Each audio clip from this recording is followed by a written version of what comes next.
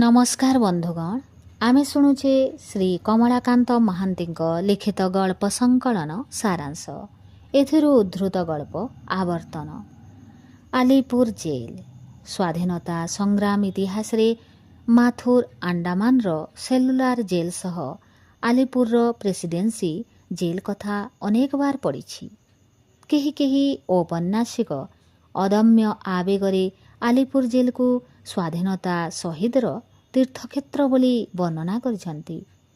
प्यारिसर बास्टाइल भली कलिकतार ए जेल हुए तो प्रभुत गौरवर अधिकारी नुहे, किंतु महानगरीर कोलाहलठू दूरे विशाल पाचेरी बेष्टित ए इमारत देखिले इतिहासर दुर्बार तरंग स्वतः मन को धसई पशि आसे। अगस्ट 15 तारिख दिन अपराह्न आलीपुर जेल मुख्य फाटक आगरे अपेक्षारत माथुर, किंतु स्वाधीनता संग्राम रे सेठारे जेल खटिथिबा देशप्रेमी मानक कथा मने पकई पारु नथिला। एहा मध्यरे बहु वर्ष बीतीगलाणी। समयर निरवच्छिन्न स्वरे भासीगलाणी अर्ध शताब्दीरु ऊर्ध्व समय।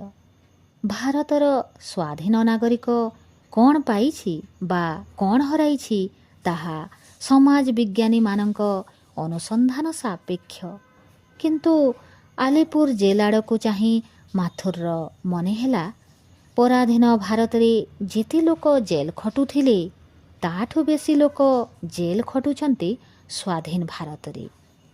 सरकार एबे जेल गुड़िकर नुआ नामकरण करिसंती करेक्शन होम।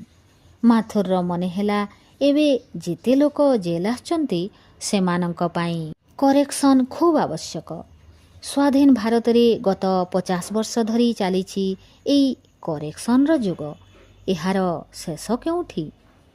किंतु से दिन गत शताब्दीर आरंभ रे जेतेबेले आत्मोत्सर्गर बासना नै स्वाधीनता स्वप्न रे विभोर युवगोष्ठी पराधीनतार लौह बलय को भांगिबार चेष्टा चलैथिला, सेतेबेले करेक्शन करिबाकू नहीं टेम करिबाकू एई सबु जेल रे सेमानकू दिया जाउथला नाना मानसिक निर्यातना। आलीपुर जेल रो बहु निर्यातना कहानी इतिहास रो पृष्ठमंडन करिछि। आलीपुर जेल रे फांसी पाई शहीद होइछंती अनेक। इतिहास रो छात्र माथुर से सबु भल भावरे जाने। आजि किंतु इतिहास रो गवेषणा पाई माथुर जेल देखिबाकू आसी नाही। एथिकी आसिबा ता पाई एक आकस्मिक घटना। 2 दिन तले श्री अरविंद आश्रम रे जणे दार्शनिकंक भावगर्भक भाषण शुणी फेरिबा बेले तार बंधु सुरेशर परामर्श कर्मे से ता नाम लेखाइथिला आश्रमर अगस्ट 15 परिव्राजक तालिकारे।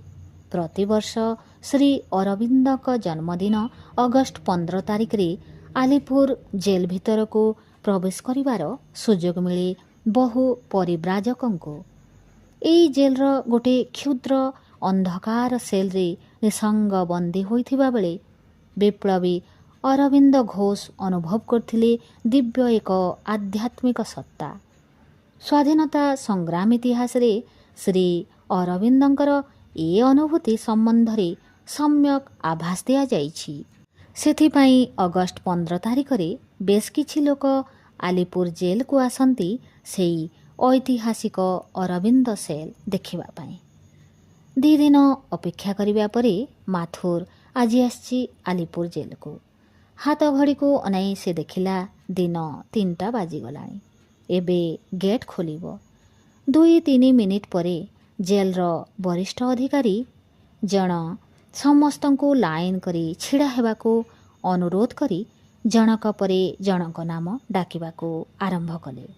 माथुर पाଳି पड़िबा क्षणी से जेल रो द्वितीय गेट पार ही भीतर को प्रवेश करिबा मात्रे अधिकारी जनक ता हाथ को बढ़ाई देले खंडे टिकट। ए टिकट को हजाइबे नहीं। जेल हता भितरे कैदी माने मध्य बुलुछंती। ए टिकट केवल परिव्राजक मानकू दिया जाउछि। माथुर मुंड टुंगारी भितरे पशिला। ପ୍ରାୟ 200 ବର୍ଷ ତଳେ ବ୍ରିଟିଶ ଅମଳରେ ତିଆରି ଜେଲରେ ଏବେ ଅନେକ ପରିବର୍ତ୍ତନ କରାଯାଇଛି। ଆଗରେ ଗୋଟିଏ ବିଶାଳ ପୋଖରୀ, ତା ସେପଟକୁ ଫୁଟବଲ ପଡ଼ିଆ। କଏଦୀମାନେ ଏଠି ଫୁଟବଲ ଖେଳନ୍ତି। ଖେଳ ଓ ମନୋରଞ୍ଜନ କରେକ୍ସନ୍ ହୋମ୍ର ଆଧୁନିକ ବ୍ୟବସ୍ଥା। ବ୍ରିଟିଶ ଅମଳରେ ଏ ବ୍ୟବସ୍ଥା ନଥିଲା। ଶ୍ରୀ ଅରବିନ୍ଦଙ୍କ ସେଲ୍ ଦେଖିବାକୁ ଯାଉଛନ୍ତି ତ?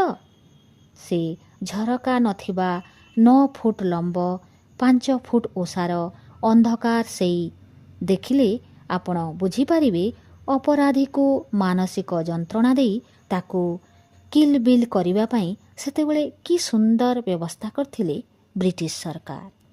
ଅରବିନ୍ଦଙ୍କ ସେହି ଆଧ୍ୟାତ୍ମିକ ଆଲୋକର ଯେତିକି ସାକ୍ଷୀ ସେତିକି ସାକ୍ଷୀ ସେହି ଅନ୍ଧାର ଯୁଗର। ପାଖରେ ଚାଲୁଥିବା ବୟସ୍କ ଭଦ୍ରଲୋକ ଜଣକ ଆହୁରି ଅନେକ କଥା କହିଲେ। ଏଇ ଜେଲରେ ତାଙ୍କ ବାପା କଟେଇଥିଲେ ତାଙ୍କ ଯୌବନ।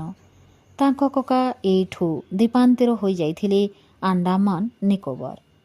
ଏଇଠି ତାଙ୍କର ଅନେକ ବିପ୍ଳବୀ ବନ୍ଧୁ ବର୍ଷ ପରେ ବର୍ଷ ଭୋଗିଛନ୍ତି ବହୁ ଯନ୍ତ୍ରଣା। ନୀରବରେ ତାଙ୍କ କଥା ଶୁଣୁ ଶୁଣୁ ମାଥୁର ଲମ୍ବା ଗୋଟିଏ ଲାଇନରେ ଛିଡ଼ା ହୋଇଯାଇଥିଲା। ଲାଇନଟି ଧୀରେ ଧୀରେ ଆଗଉଥିଲା ଛୋଟ ଗୋଟିଏ ସେଲ୍ ଆଡ଼କୁ। କାହା ହାତରେ ଫୁଲମାଳ, କାହା ହାତରେ ଜଳନ୍ତା ଧୂପକାଠି। ନୀରବରେ ସମସ୍ତେ ଧୀର ପାଦରେ ଚାଲୁଥିଲେ। ସେ ଶାନ୍ତ ଅପରାହ୍ନର ନୀରବତାକୁ ଭଙ୍ଗ କରୁଥିଲା କଏଦୀମାନଙ୍କ ମନୋରଞ୍ଜନ ଆଖଡ଼ାରୁ ଭାସି ଆସୁଥିବା ଗୋଟିଏ ଆଧୁନିକ ହିନ୍ଦୀ ସିନେମାର ଗୀତ। ଜଣେ ସହଯାତ୍ରୀଙ୍କଠାରୁ ଧୂପକାଠିଟିଏ ମାଗି ଆଣି ସେଥିରେ ନିଆଁ ଧରାଇଲା ମାଥୁର। ମନେ ମନେ ଅସତୋ ମା ସଦ୍ଗମୟ ତମସୋ ମା ଜ୍ୟୋତିର୍ଗମୟ ଉଚ୍ଚାରଣ କରୁ କରୁ ଏକ ସମୟରେ ଜଣେ ମାତ୍ର ଯାଇପାରୁଥିବା ସେଇ ଆଗର ଲୁହା ଗେଟ୍ ଦେଇ ସେ ଭିତରକୁ ପ୍ରବେଶ କଲା। ସତରେ ଇଏ ଗୋଟିଏ ଅବରୁଦ୍ଧ କୋଠରୀ। ଆଲୁଅ ଆସିବାକୁ ଝରକାଟିଏ ନାହିଁ। ପବନ ଆସିବା ଲାଗି ଗମ୍ବୁଜକାର ଛାତକୁ ଗୋଲ କରି ସାମାନ୍ୟ କାଟି ଫାଙ୍କ କରାଯାଇଛି। ବର୍ଷା ପାଣି ରୋକିବା ପାଇଁ ତା ଉପରେ ଛତା ଭଳି ଆଉ ଗୋଟେ ଆବରଣ। ସେଲ୍ର ଛୋଟ ଦରଜାଟିକୁ ବନ୍ଦ କଲେ ଭିତରେ କେବଳ ଅନ୍ଧାର ଆଉ ବହଳିଆ ଅନ୍ଧାର। ସେଦିନ ସେ କୋଠରୀରେ ଜଳୁଥିବା ଦୀପ ଆଲୋକରେ ମାଥୁର ଶ୍ରୀ ଅରବିନ୍ଦଙ୍କ ଛବି ସହ ଶ୍ରୀମା ଓ ଶିବ ପାର୍ବତୀଙ୍କୁ ଦର୍ଶନ କଲା। ଛବି ତଳେ ସଜା ହୋଇଥିବା ଗେଣ୍ଡୁ ଫୁଲ କିଛି ସେ ପକେଟରେ ରଖି ଭକ୍ତିପୂତ ପ୍ରଣାମ କଲା। 100 ବର୍ଷ ତଳେ ବିପ୍ଳବୀ ଅରବିନ୍ଦ ଏଇଠି ଶ୍ରୀକୃଷ୍ଣଙ୍କୁ ଦର୍ଶନ କରିଥିଲେ। ନିବୁଜ କୋଠରୀର କାନ୍ଥରେ, ଛାତରେ, ଦରଜାରେ, ଅବରୁଦ୍ଧ ପବନର ଅଣୁ ପରମାଣୁରେ ବିପୁଳ ସେ ଅନୁଭୂତିକୁ କଳ୍ପନା କରିବାର ଚେଷ୍ଟା ନିରର୍ଥକ ଭାବି ମାଥୁର ଧୀରେ ଧୀରେ ବାହାରି ଆସିଲା। ଦିନ 4:30 ବାଜିଲାଣି। ଏବେ କିନ୍ତୁ ଦର୍ଶନାର୍ଥୀଙ୍କ ଲମ୍ବା ଲାଇନ ଶେଷ ହେବାକୁ ଆହୁରି ଅନେକ ବାକି। ଟିକଟ ନେଇ ସମସ୍ତେ ଏକ ସଙ୍ଗରେ ଆସିଛନ୍ତି। ସମସ୍ତଙ୍କୁ ଏକ ସଙ୍ଗରେ ବାହାରି ଯିବାକୁ ହେବ। ଅତଏବ ମାଥୁର ସେଲ୍ ଆଗ ଖୋଲା ପଡ଼ିଆରେ ଅପେକ୍ଷା କଲା। ବନ୍ଧୁ ହର ଓ ଦେବେନ୍ଦ୍ର ଲାଇନରେ ଛିଡ଼ା ହୋଇଛନ୍ତି। ସେମାନେ ଫେରୁ ଫେରୁ ଅତି କମରେ ଆହୁରି 15 ମିନିଟ। ଆପଣ ସେଲ୍ ଦେଖିବାକୁ ଆସିଥିଲେ ନା? ମାଥୁର ପଛକୁ ଚାହିଁଲା। ଏ ପ୍ରଶ୍ନ ତାକୁ ପଚାରୁଥିଲେ ଜଣେ ହୃଷ୍ଟପୃଷ୍ଟ ଯୁବକ। ବୟସ 30ରୁ 32 ଭିତରେ। ସିଏ ବି ତା ଭଳି ଶ୍ରୀ ଅରବିନ୍ଦଙ୍କ ସେଇ ଦର୍ଶନାଭିଳାଷୀ। ମାଥୁର କହିଲା, ହଁ, ବର୍ଷରେ ଏଇ ଗୋଟିଏ ଦିନ। ଆଗରୁ କେବେ ଆସିନଥିଲି। ଡେରିରେ ହେଲେ ବି ଆସିବାକୁ ସୁଯୋଗ ମିଳିଛି। ଏଇ ଯଥେଷ୍ଟ। ଏଠିକି ଆସିବା ସୁଖକର ଅନୁଭୂତି ନିଶ୍ଚୟ। କିନ୍ତୁ ଆଜିକି 100 ବର୍ଷ ପୂର୍ବେ ଶ୍ରୀ ଅରବିନ୍ଦ ଏଠି କେମିତି ବର୍ଷଟିଏ କଟାଇଥିବେ ଆପଣ ଚିନ୍ତା କରିପାରୁଛନ୍ତି? ସେତେବେଳେ ଏଠି ଖେଳ ପଡ଼ିଆ ନଥିଲା ବା ମନୋରଞ୍ଜନ ପାଇଁ ଗାନ ବଜାଣର ଆୟୋଜନ ନଥିଲା। ଏଠି ଥିଲା ଶ୍ମଶାନର ନିର୍ଜନତା। ସେସବୁ ଜଣେ ସୁସ୍ଥ ମଣିଷକୁ ପାଗଳ କରିଦେବା ପାଇଁ ଯଥେଷ୍ଟ। ମାଥୁର କିଛି ଜବାବ ଦେଲା ନାହିଁ। ଚାରିଆଡ଼କୁ ମୁହଁ ବୁଲାଇ ସେ ସେଲ୍ ଆଡ଼କୁ ଚାହିଁଲା।